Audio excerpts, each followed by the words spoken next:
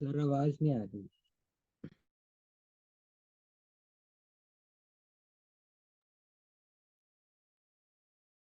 Sir आपकी आवाज नहीं आ रही।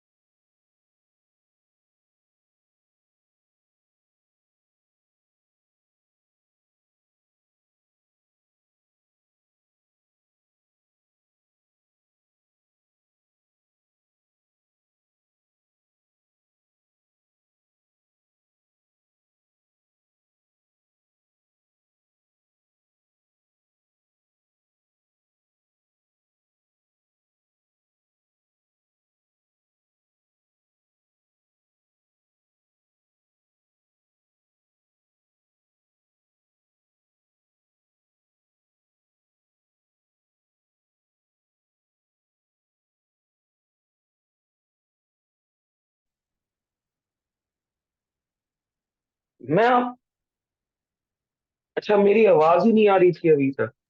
सर आपकी नाउ आवाज इज नहीं। It coming? हाँ, अब आ रही है ना? हाँ जी सर अब आ रही है। अच्छा अच्छा, अरे यार ये थोड़ा फॉल्ट हो रहा है आज इसमें। मैंने अभी मैसेज भी नहीं देखा आप लोगों का। अ, ठीक है। नाउ इज इट ऑडिबल ना? Is I am audible now? ठीक है। तो यस। देखिए, मैं ये बता रहा था कि हमें जब बेटा हीट करना है तो हीट में एक तो कंडक्शन वाला जो पार्ट है उसमें series and parallel combination of conductors जो था उसमें सीरीज वाला इंपॉर्टेंट है। फिर एक्सपेंशन के पार्ट में beta equals to 2 alpha, gamma equals to 3 alpha, ये दो रिलेशंस बहुत आते हैं डेरिवेशंस में। रेडिएशन वाले पार्ट में Stefan's law, Newton's law, cooling of base, displacement law, ये पूछे जाते हैं। ठीक है। इसके बाद स्पेसिफिक हीट, लेटेंट हीट, ये सब बहुत आता है। स्पेसिफिक हीट क्या होती है, लेटेंट हीट क्या होती है, इस पे क्वेश्चन बहुत आते हैं। ठीक है।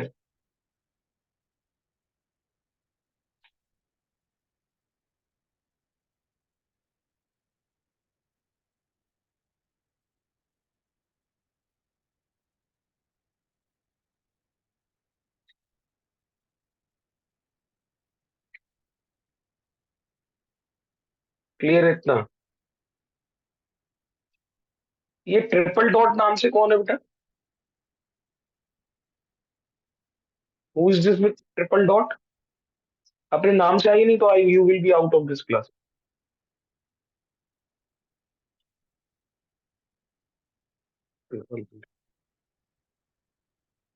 हाँ बेटा। तो स्पेसिफिक हीट, लेटेंट हीट, तो ये है। तो बेसिकली ये हीट का पार्ट है which you have to see, and today we are going to start with the first heading. ठीक है।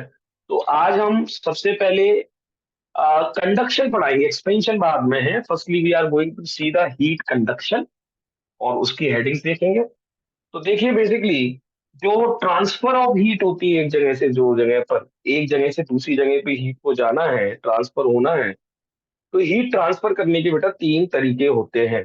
ठीक है। तो बेसिकली ट्रांसफर ऑफ हीट, जैसे आपको पता है, there are three process of transfer of heat. तो ट्रांसफर ऑफ हीट करने के तीन तरीके होते हैं। The first is conduction, the second is convection,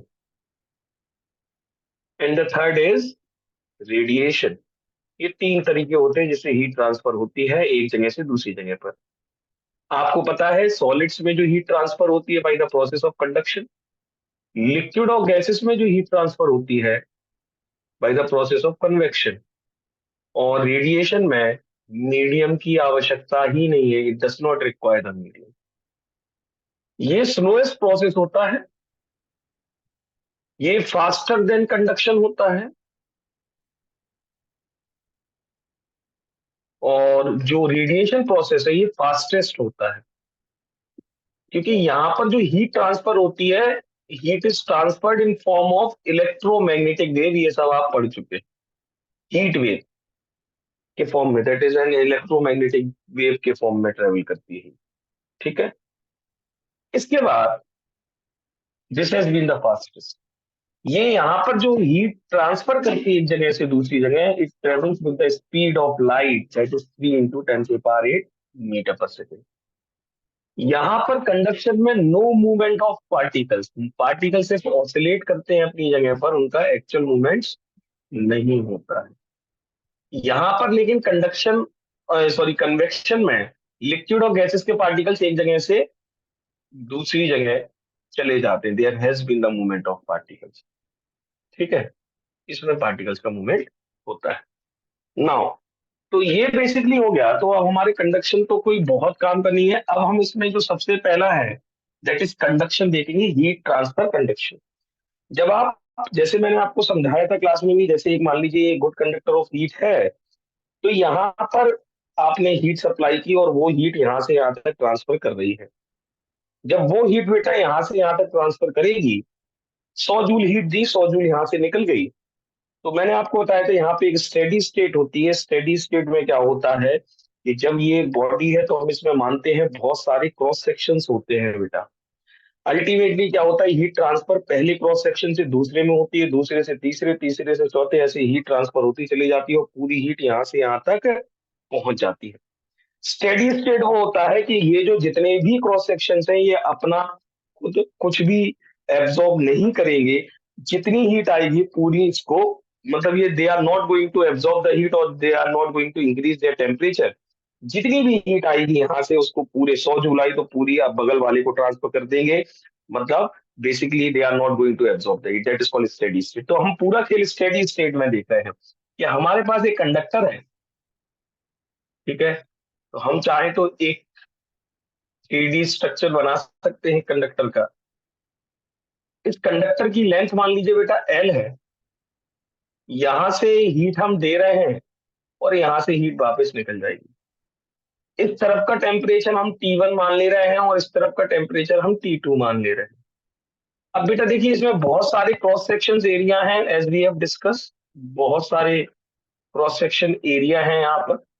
तो किसी भी क्रॉस सेक्शन एरिया का जो एरिया है, let it be A, temperature T1 और T2 कंफर्म है, यहाँ का टेम्परेचर ज्यादा होगा, यहाँ का टेम्परेचर कम होगा। फिर आपने यहाँ से हीट जो सप्लाई की वो Q amount of heat has been supplied, the amount of heat energy which is supplied. तो यहाँ पर जो वापस निकलेगी वो भी Q अमाउंट निकलेगी। अब हमें ये देखना है कि जो अमाउंट ऑफ हीट एनर्जी हम ट्रांसफर कर रहे हैं वो किन किन पे डायरेक्टली प्रोपोर्शनल होती है। आप पढ़ चुके हैं टेम्परेचर डिफरेंस के डायरेक्टली प्रोपोर्शनल होती है। बेटा क्लोज योर माउथ।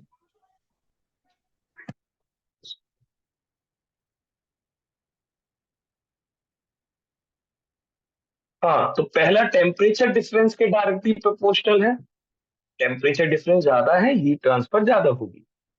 दूसरा मैं आपको बता चुका हूं एरिया की डायरेक्टली प्रोपोर्शनल होती है, लेंथ के इनवर्सली होती है, ज्यादा दूरी तक ट्रेवल करना है तो कम हीट जा पाती है, और कितने समय तक जा रही है, small T is the time, time के भी डायरेक्टली प्रोपोर्शनल होती है। तो अमाउंट ऑफ हीट एनर्जी है वो इन सभी फैक्टर्स पे डिपेंड करती है, वेयर स्मॉल टी इज बेटा टाइम। अब प्रोपोर्शनलिटी हटाते हैं, इक्वलिटी लाते हैं, तो एक कांस्टेंट आता है and constant is K, K T1 minus T2 A T upon L, where constant K को अब हम क्या कहते हैं बेटा, कोफिशिएंट ऑफ थर्मल कंडक्टिविटी।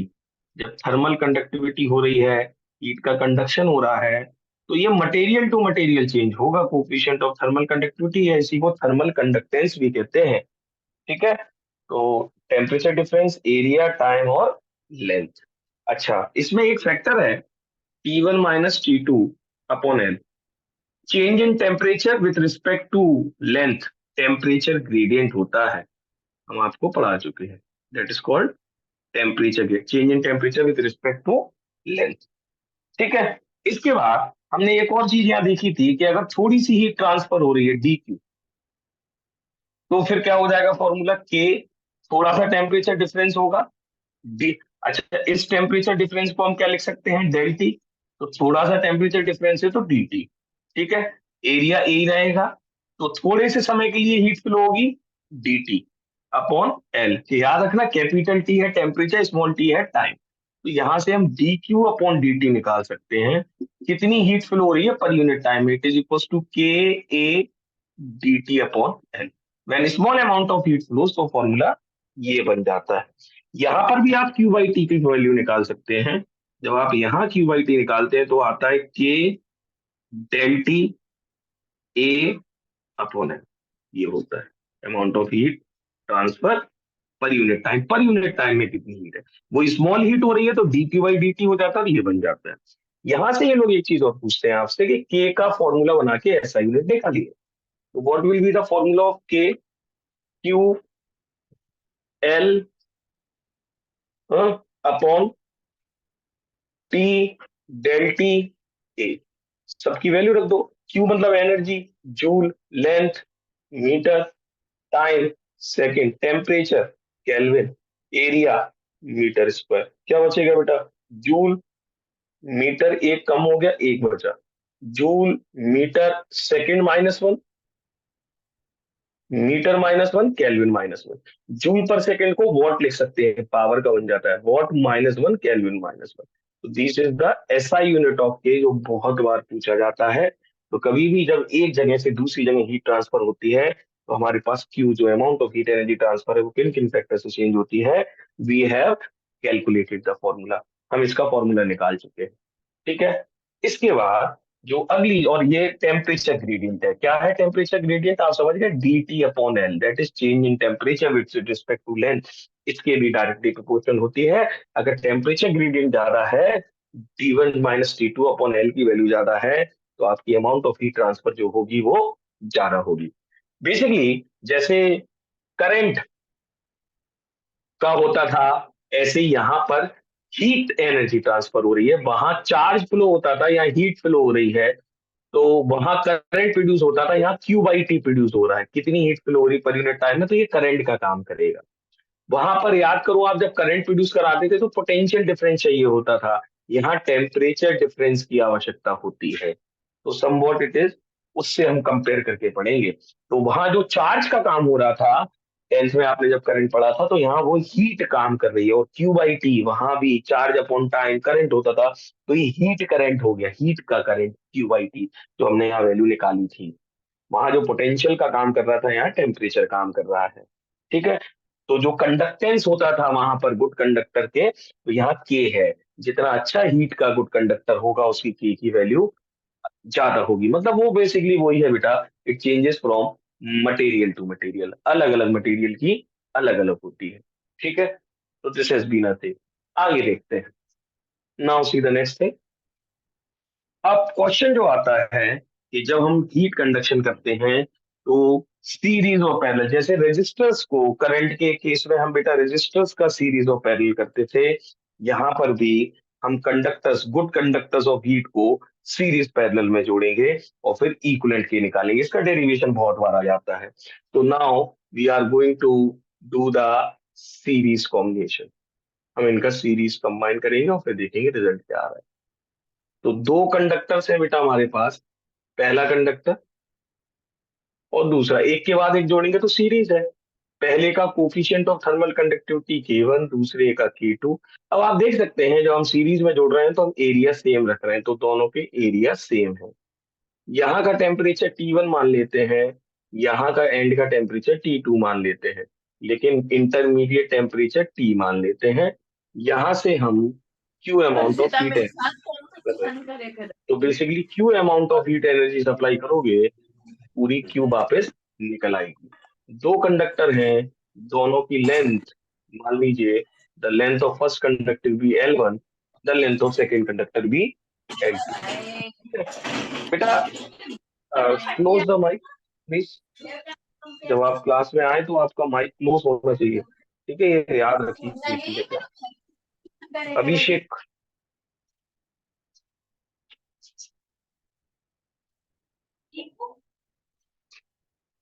हाँ जी।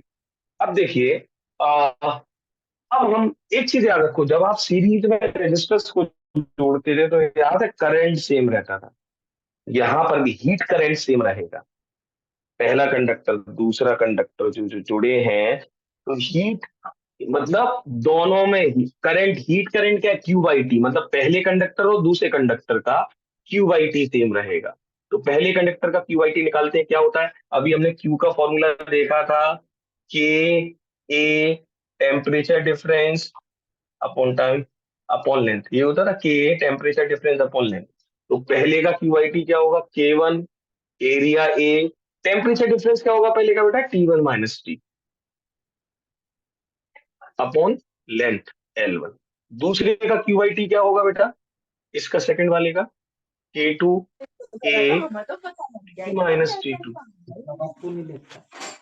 कहाँ लो, आप तो अपनी बहन की side low.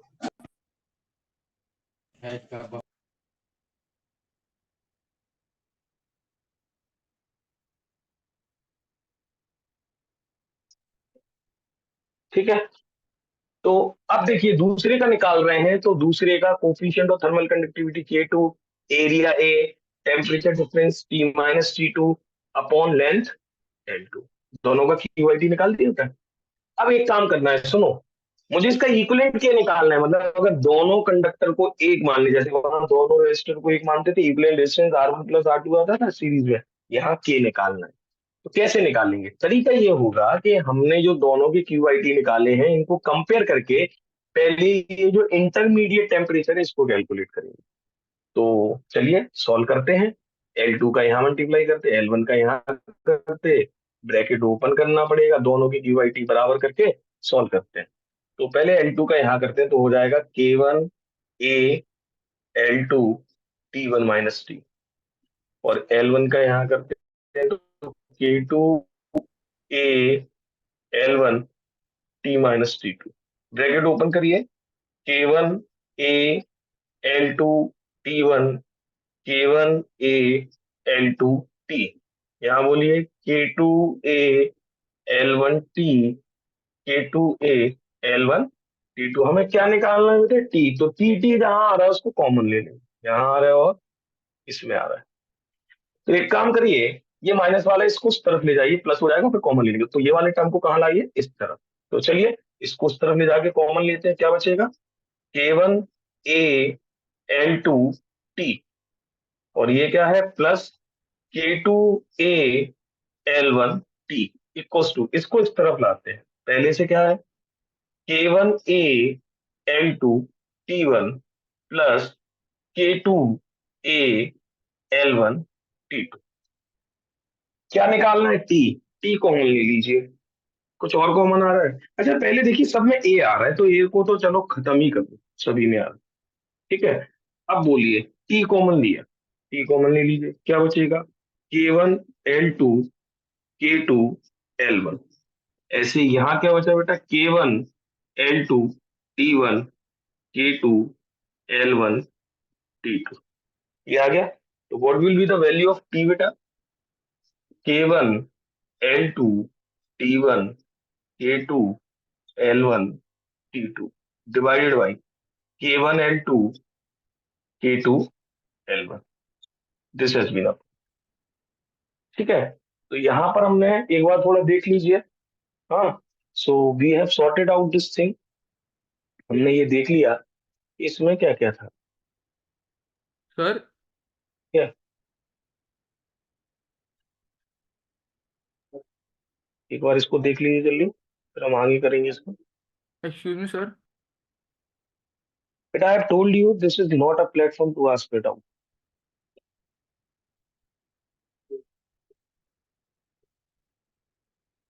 If you have any doubt, you could ask in your respective class. Class के बाद मुझे टेक्स्ट करिए, ये सब हम पढ़ा चुके हैं, we are only doing the revision part,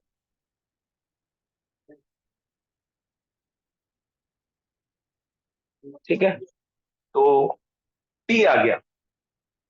अब we have calculated the T. अब ये टी का क्या करें? अब मुझे पहले पहले इस पूरे स्लैब को एक मान लेते हैं। अगर इस पूरे स्लैब को एक स्लैब मान लिया तो क्या होगा? एक मान लिया दोनों को मिला के, टोटल लेंथ कितनी हो जाएगी? L1 plus L2। ठीक है, टेम्परेचर क्या बचेगा? तो यहाँ का है T1 और यहाँ का है T2। ठीक है, एरिया तो यही रहेगा, इक्वलेंट के, दोनों का इक्वलेंट के, समझ गए ना? दोनों का मिला के अगर एक पूरा मान लिया तो इक्वलेंट के ये हो गया, कोफिशिएंट ऑफ थर्मल कंडक्टिविटी के मान लिया। हीट कितनी जाएगी? वही जाएगी क्यू, और टाइम भी सेम रहेगा। हम्म तो ओवरऑल का क्यू निकालो, क्यू आई टी क्या होगा? ओवरऑल का क्यू आई टी आएगा के ए, टेम्परेचर डिफरेंस बोलिए, T1 minus T2 upon length कितनी है टोटल बेटा? L1 plus L। Equation number. ठीक है, अब समझो, ये जो हमने टी निकाला उसको कुछ नहीं करना है। आपके पास पहले वाले का क्यू आई टी है, दूसरे वाले का क्यू आई टी है। ये टी इसीलिए रखा क्योंकि इसको और इनको कंपेयर करना था, दोनों के क्यू आई टी को जब इक्वलेंट वाले से, तो उसके लिए टी हटाना था। तो या तो आप पहले वाले के में रख दो टी, जो टी की वैल्यू यहाँ रख दो, या इसमें रख दो, आसान होता है इसमें रखना। फिर मतलब पहले वाले का क्यू आई टी निकाल लेते हैं by putting the value of T. ठीक है, तो अब हम क्या कर रहे हैं बेटा? We are just putting the value. देखिए Q I T equals to, ये तो ठीक है, कितना होगा? K1 A, क्या बचेगा? T1 माइनस, थोड़ा नीचे करते हैं,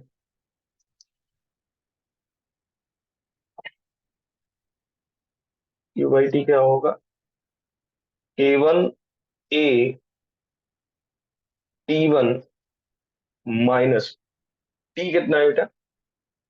K1 L2 T1 plus K2 L1 T2 upon K1 L2 K2 L1।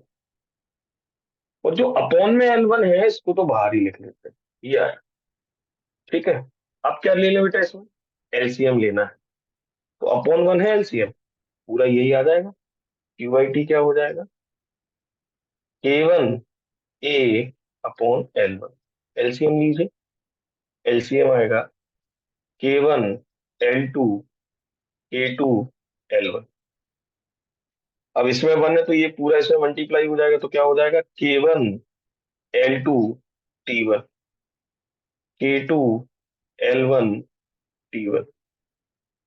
अब ये वाले लिखते हैं, ये दोनों टर्म आएंगे, इससे इसको डिवाइड किया, ये बचा, तो माइनस K1 L2 T1, फिर minus K2 L1 T2।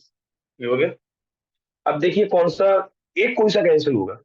K2 L1 T1, ये जा रहा है, नहीं नहीं सॉरी, ये वाला K1 L2 T1 ये कैंसिल हो गया। ठीक है, तो क्यू आई टी बेसिकली क्या बचा यहाँ पर?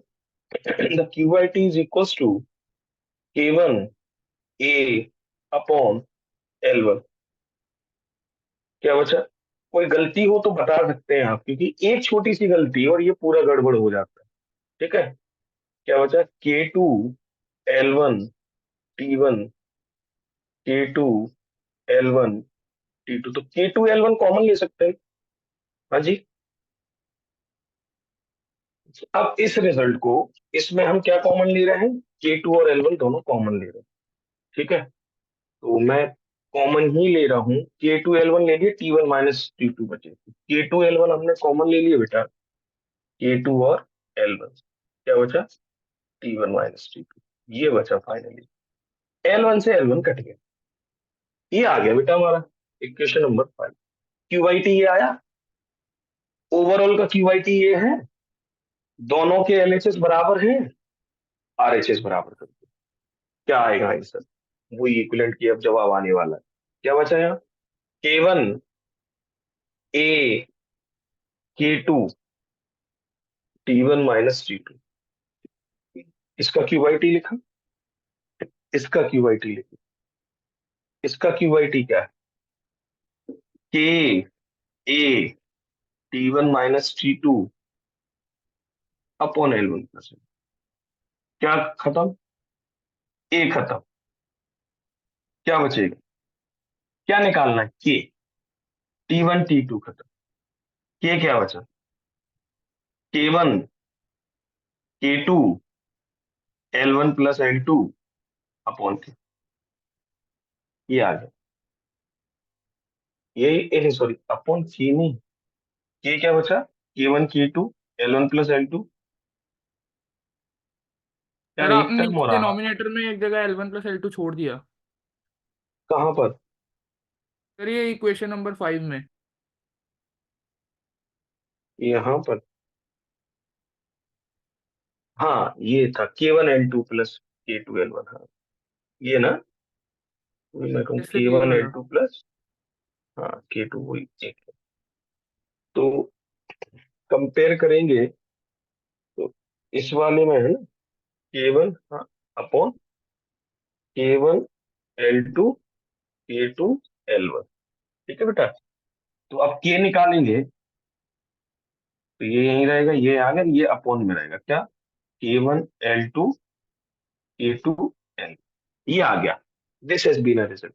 लेकिन इस रिजल्ट को अच्छा लिखने के लिए एक काम करिए, ये रिजल्ट आसान नहीं है। K1 K2 को डिवाइड में ले जाइए, L1 plus L2 as usual रखा रहने दीजिए, K1 K2 को इसमें डिवाइड में ले जाइए। यहाँ प्लस है ना, सॉरी प्लस। ठीक है, K1 L2 plus K2 L1 था, तो हम इसको ऐसे लिख सकते हैं K1 L2 K2 L1 divided by K1 K2। Divide कर दिया, कर सकते हैं, ऊपर लाइए वही आ जाएगा। हाँ, अलग अलग डिवाइड कर दीजिए, एक अच्छा रिजल्ट बनने वाला है। अपॉन अलग अलग डिवाइड करिए, तो K1 L2 divided by K1 K2 plus K2 L1 divided by K1 K2। यहाँ K2 कट गया, यहाँ K1 कट गया। फाइनल रिजल्ट क्या आया? मैं यहाँ लिख देता हूँ K equals to L1 plus L2 upon L2 upon K2 L1 upon K1, मतलब L1 upon K1 L2 upon 2. This has been an equivalent K of two conductors having coefficient of thermal conductivity K1, K2, length L1, L2. I am giving you 5 minutes. Just go through it. ठीक है, एक बार देखिए उसको,